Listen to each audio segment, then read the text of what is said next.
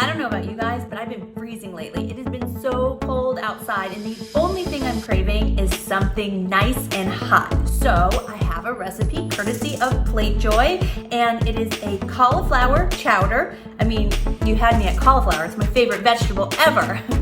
And it has shrimp and bacon in it. So let's get cooking. This is a great recipe, but it requires a couple of steps. Number one, you have to steam the cauliflower. Now, after it's steamed, you want to put it into a high-powered blender. The blender that I like is a Vitamix. It like whips anything into shape. Now that we're cooking, the first thing we're going to do is cook down our bacon. The fat from the bacon is going to basically be in what we're going to cook everything else in. So, I personally like my bacon burned, but I realize that my taste isn't for everyone, so I'm not going to burn it this time. You're welcome.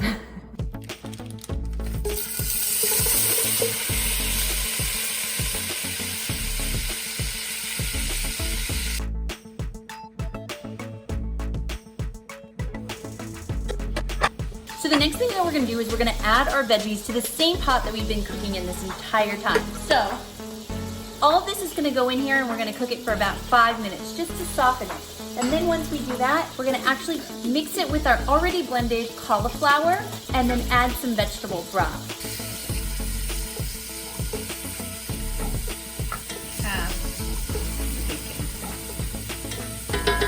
Cook it for about 5 to 10 minutes and then we're gonna blend it.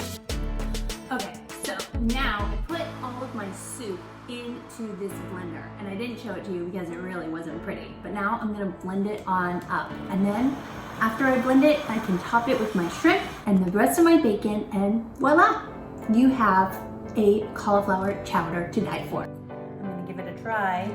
Here goes nothing. It's definitely super creamy. Smells like bacon. Wow. You would never know that the majority of this is all vegetables. It's delicious. This is gonna become a staple. Thanks, Plate Joy.